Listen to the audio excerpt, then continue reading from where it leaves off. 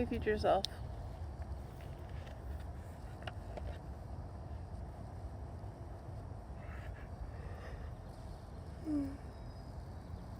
On a dog walk / bike.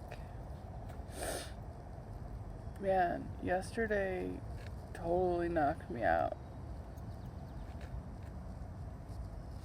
Turns out performing with a giant object on your body is hard, but being social for 5, 6, 7, 8, 9, 10, 6 hours is also very hard.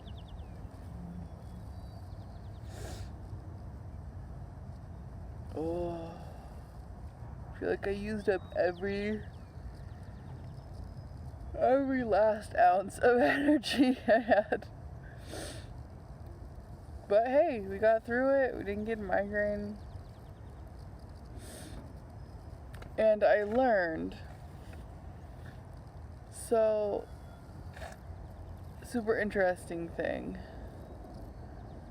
I'm realizing the more I wear Masking Machine, and the more I have it in public spaces, and the more I see recordings of it, and like talking to people, is that I have mostly thought of the performance as the instance of interaction between me and like one particular human. Like I'm facing like one or a small group of people, and I reach out my hand and I shake their hand and I say, "Hi, I'm M."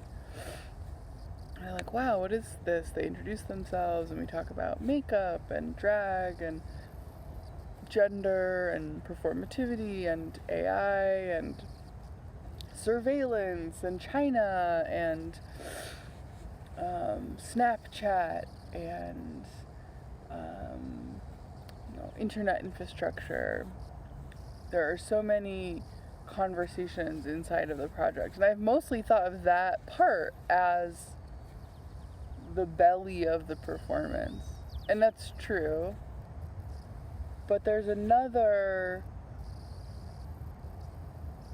set of interests, which is that when I look away from the camera, sort of like this, in this instance I'm looking toward a screen which is showing me what I'm recording, but in Masking Machine it's looking towards the person I'm talking to. So when I look away from the camera, the AI has a hard time finding me. So if I'm not actively engaging with it, it can't actively engage with me. It can't provide me the service and the tool that I'm looking for. And that's actually really useful in the project. So if I'm facing sort of an open area and there's a lot of people in the room sort of across from me, but I'm not directly engaged with anyone, or I am directly engaged with someone, but I actively make the effort to look back at the camera, it projects my eye contact sort of around a whole room. And any person in the room can suddenly feel like I am looking right at them. And it's that like distributed eye contact that sort of spooks people, I guess, or it has a sort of haunting feeling. So 2 people mentioned that, 2 audience members. So there is this choice that the audience person I am talking to makes about whether they're engaging with the screen, like this, they're looking at the screen, and the masks I'm putting on the screen, or whether they come around the screen and make active human eye contact with me and talk to me. And sometimes people switch back and forth, and some people stick with one or the other, or transition from one to the other. But I also have this active choice of how much eye contact I'm making with the room, this distributed eye contact, and distributed attention. And it's an interesting form of what I was talking about in an earlier video, a word I got from Philosophy Tube, which is a parasocial relationship, this feeling that you know someone or that you have a relationship with them through a screen. And it's interesting that in a room, when I am physically in the room, that moment of connection with someone is to the screen, and it's not to me, even though my body is there. But they feel as though it is to me because they are having a parasocial relationship with the screen. Like they feel as though I'm looking right at them, even though everyone in the room can have that same experience at once, which is fascinating.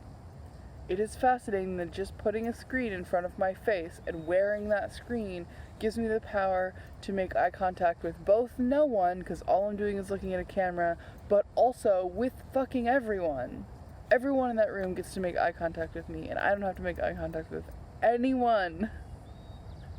And since I have such a hard time engaging with eye contact in like those kinds of social situations where there are lots of people, small groups, I'm fine, but larger groups,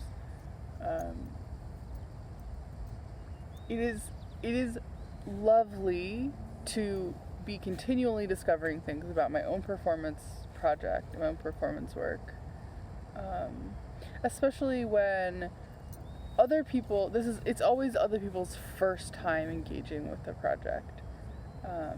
So I have a lot of the same conversations over and over again about makeup and drag and being transgender, and like all of those things happen over and over again. But the thing that's evolving for me is about attention and about intention and about how I spend my energy while I'm in the project. It's not enough to wear it, it's not enough to take it places and sort of engage in the social situation that erupts around it, because that's definitely a thing. Those things are not enough. It is evolving to become a more and more performative work where I am engaging with the camera, making faces, intentionally looking at the camera as though it were a person, and like changing, subtly changing my face. I'm exhausted, but I'm really glad I did the work yesterday to learn those things, and I'm looking forward to doing that work again so I can learn more things. So, rambles with M on a hilltop when it's almost sundown. Okay, bye future self.